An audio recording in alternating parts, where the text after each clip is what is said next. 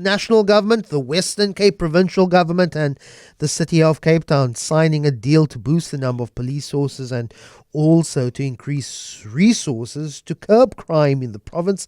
Marking the occasion at the weekend, the President, Cyril Ramaphosa, said, and I quote, "It's a very historic moment where we are taking decisive action to combat crime here in Cape Town, which has become the capital city of criminality, gang violence, murder, and other related criminal activities, including drug peddling and abuse." And now, under this agreement, all spheres of government will work together. I don't know why they haven't been working together before. They'll share technology, resources, and intelligence. Of what, of course, comes at a time when we've seen a scourge of extortion rackets that have extended to every part of society. Ian Cameron, DAMP and also chairperson of the Portfolio Committee on Police.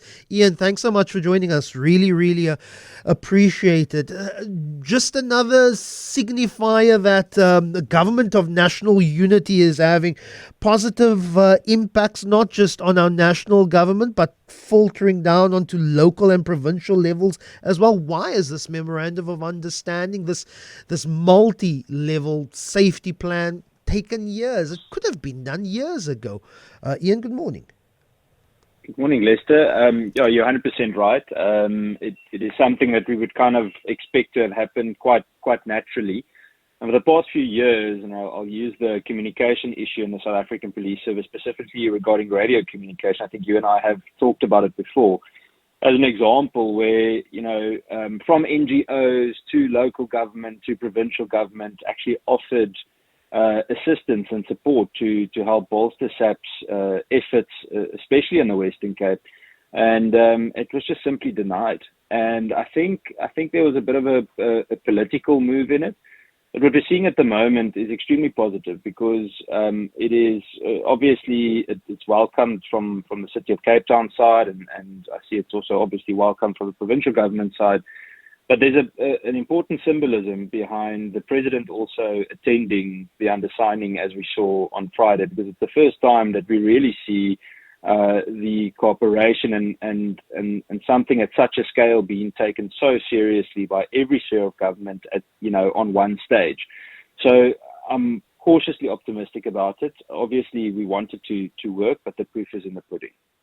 I often keep an eye out for the city's media release, usually released on a Sunday, looking at weekly trends. And this week is about the city records a spike in firearm and drug confiscations. This year, compared to last year, there have been 325 firearms confiscated compared to 242 last year. What the city clarifies is that currently, under current legislation, city law enforcement officers can detect crime. They cannot investigate crime. They can, if a crime happens and they have a suspect, they can hold that suspect and evidence and pass that on to the South African Police Service. Any intelligence that they gather, any statements, they will then have to transfer that to the South African Police Service. Does this indicate that we may have some form of transferal of some of those investigative powers in the future to, say, for example, a city law enforcement division, the Metro Police here? Yeah, I think it could be the building blocks for that, or the stepping stone towards that. I think it's positive in the sense that it decentralizes a lot of the policing capacity a little bit, because in my opinion, it's important that you have a unique, localized approach to policing. It's important that if you can't, for example, use Guyana and Limpopo's police strategy for Mitchell's Plain, because it's a completely different type of environment, different types of challenges, different type of socioeconomic challenges. And so it's important that you individually consider each area and region that you work in. I think that the frustration up until now was that all these confiscations get done and the firearms often get handed over, and then from there we don't see any real successful prosecution. And I think this is also a good way of paving the way towards possibly integrating a little bit more of the National Prosecuting Authority strategy and the police's strategy. And when I say police, I mean law enforcement in general now, because at the moment you've got this mass arrest, type of movement, but unfortunately, a lot of the time the actual investigation work isn't done to a high standard, and therefore eventually we don't see any prosecution. So you've either got the same gun back on the street, or you've got the same shooter back on the street, or both.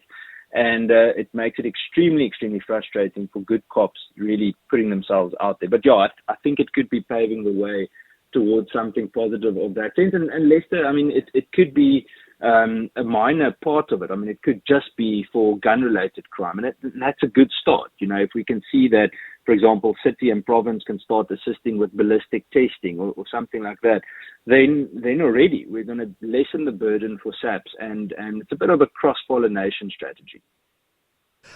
We saw in the release in the Stats SA crime report that 48% of victims of crime do not report crimes because of the perception that the police will not do anything about it. What do we do to increase public confidence in not only just the South African Police Service, but all law enforcement bodies? Because if 48% of people simply do not trust that a police officer or a police investigator will even get to seeing even their case, that really speaks to a real lack of trust in not only the police but the state overall. It's actually a crisis. I mean, that's more than half of your of citizens, and that's just those that have actually been spoken with. I think, to be honest, I think that's quite a conservative figure, because if you speak to the majority of people, they don't feel very trustworthy, or as though they trust the police. And if you speak to the police themselves, they don't trust their own system. Look, there's one core issue, and that is a leadership issue.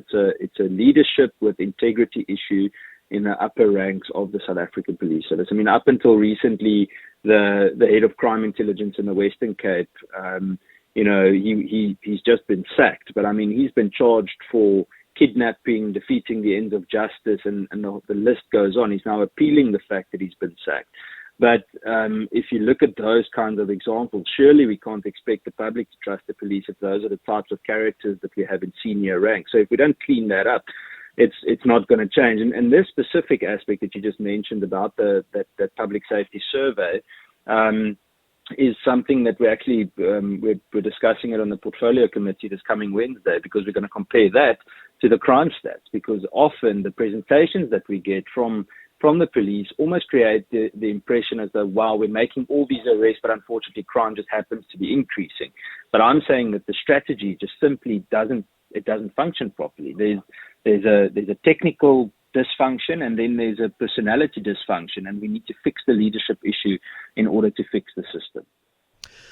Still disappointment that there's not more light shown on that Judge Tlulari judgment that shone a spotlight on SAPS officers who've become involved, intricately connected to organized crime, essentially arguing that organized crime have infiltrated into the leadership of the South African Police Service. As a committee, have you got any more clarity on what Judge Tlulari had reported on this, is that there is evidence that organized crime has infiltrated into the South African Police Service? Yeah, so we don't have anything much more than what the public already has. What we've basically asked, I think they've got another 2 or 3 weeks to give detailed feedback on the report. The report was meant to have been completed in the beginning of the year. Unfortunately, that wasn't done, and I think it's very challenging, because look, there are 2 scenarios. The one is that possibly the judge went out on a limb, which I wouldn't like to believe. I'm just sketching scenarios. The second one is that there really is a major crisis on a senior level, and obviously it would put the police in an extremely compromised position to say something about that. And I mean, Lester, let's be honest, if we look at the Philippi Training College at the moment, up until today, the very people that have watched and literally either been spectators or been involved with looting the college of more than 114 million rand are still in command of the college. It's one of the biggest fights we're having at the moment. And we're saying to the Hawks, why haven't you removed them? Why haven't you arrested them? How long does this need to carry on? And there are many more examples. I mean, the VIP 8 that you saw assaulting citizens on the N1, they are still in service of the South African Police Service. And there's one other important component that people shy away from, and that is the way that some of the unions sometimes numb the institutional remedies of the South African Police Service, because there are great disciplinary procedures that could be followed, but then the unions often abuse their role and they frustrate the process unnecessarily. And, I've come to the point where I actually want to ask them, do you serve corrupt cops or do you serve the good cops and support them? And, is your core value to improve the lives of ordinary South Africans? Because I'm starting to get confused about what their role really is, because at the moment, a lot of them keep on defending corrupt police officers or police officers that have blatantly conducted criminal incidents. Ian, my final question to you. Policing is not just about, or safe communities, not just about boots on the ground. It's about changing a society. And of course, sharing of resources, more personnel on the ground. That's going to be great. But we need a long-term anti-crime strategy that's not going to bear fruits now, 15, 20 years' time. We need a generational plan to change a society. But what for you, with a memorandum of understanding, would be a short-term win for the residents of Cape Town and the Western Cape? Yes, I think there are two or three things that stand out to me. Obviously, I agree with you. We need social development, etc. all together. It needs to be an integrated strategy. But let's talk about Cape Town first. Obviously, we need to take social challenges into consideration. But in terms of this specific agreement and policing, I think there are two or three things. The first one is gun-related offences, illicit firearm offences, how we can fast-track not only investigation, but also the prosecution of these matters. So this agreement should actually include the MPA. And then we need to ensure that we really bolster or strengthen the whole Prevention of Organised Crime Act charges and see how we can not only fast-track them, but enhance them, give them some depth. It cannot be that these firearms get confiscated the whole time and the so-called owners of those firearms just simply get charged for being